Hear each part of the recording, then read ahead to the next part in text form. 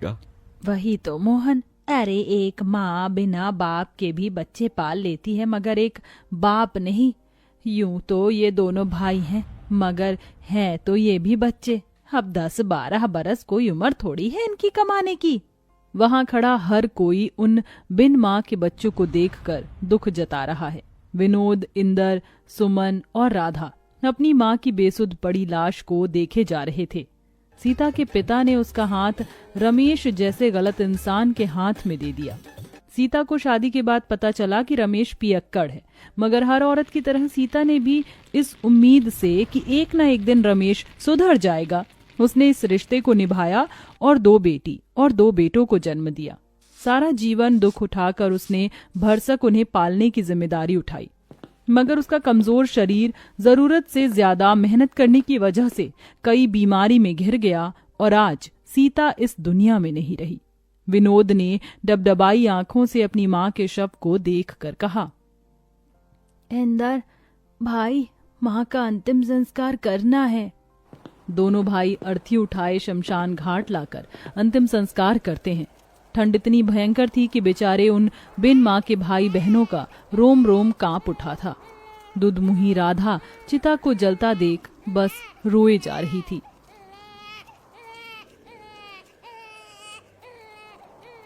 खुद जलते जलते भी वो माँ अपने औलाद के उघार शरीर को गर्माहट से भर जाती है। बेचारे उन चारों भाई बहनों को भूखे प्यासे 2 दिन हो जाते हैं।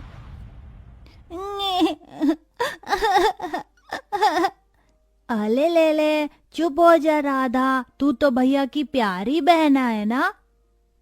भैया, राधा को दूध पीना है, वो भूख से रो रही है। बस अब मैं मेरी दोनों बहनों को ऐसे भूखा नहीं देख सकता। इंदर, तू इनका ख्याल रखना, मैं खाना लेके आऊंगा। मैं भी आपके साथ चलूंगा भैया, हमारी दोनों बहनें हम दोनों भाइयों की जिम्मेदारी है। ये ले सुमन, राधा का ख्याल रखना। 2 साल की राधा को सुमन की गोद में देकर दोनों भाई उस ठंड के कहर में काम ढूंढने निकल जाते हैं। ओह भैया, यहाँ तो कितनी ठंड है और कोहरा भी, कुछ भी दिखाई नहीं दे रहा। हमें आगे चलना होगा। कुछ दूर आगे आकर वो कुछ लोगों को अनाज की बोरियां उतारते देखते हैं। चल भाई, वहाँ चलकर काम मांगते हैं। हाँ भैया। जरा जल्दी जल्दी बोरी उतारो। दोनों भाई रामनाथ के आगे हाथ जोड़कर खड़े हो जाते हैं। सेठ जी हमें भी काम दे दीजिए। मगर बच्चों, तुम तो अभी बहुत छोटे हो और ये बोरियां उतनी ही भारी हैं, उठा पाओगे तुम? तभी दोनों की आंखों के सामने अपनी बहनों का भूखा चेहरा आ जाता है।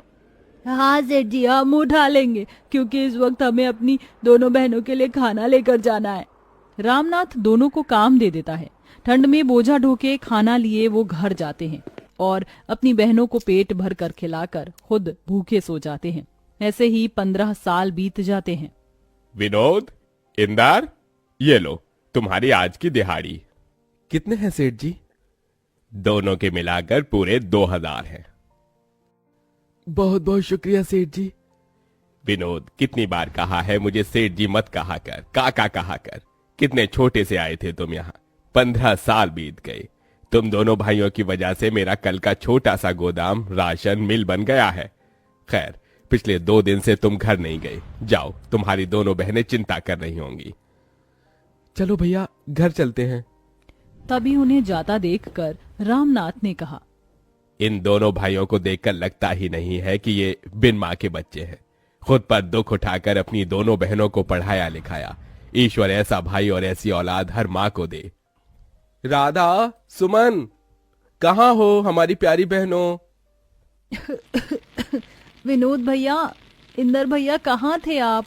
आप दोनों को देखो तो, मुंह कैसे मुरझाया हुआ सा है। अरे वो सब छोड़ो और ये देखो, हम तुम दोनों के लिए क्या लाए हैं। क्या लाए हैं भैया? अरे ये तुम दोनों के लिए 2 जोड़ी सूट और ये स्वेटर। भैया, इसकी क्या जरूरत थी? कितनी ठंड पड़ रही है और आप हर दिन ऐसे ठिठुरते हुए जाते हैं काम पर। हर बार हम दोनों बहनों के बारे में सोचते हैं, अपने तन पर एक जोड़ी स्वेटर भी नहीं खरीदते। आप नहीं जानते भैया, आप दोनों जब कांपते हुए काम पर जाते हैं ना, तो हमें बहुत दुख होता है। कहते कहते सुमन रो देती है। अरे पगली, रोती क्यों है? तुझे पता है तुम दोनों हमारे जिगर का टुकड़ा हो।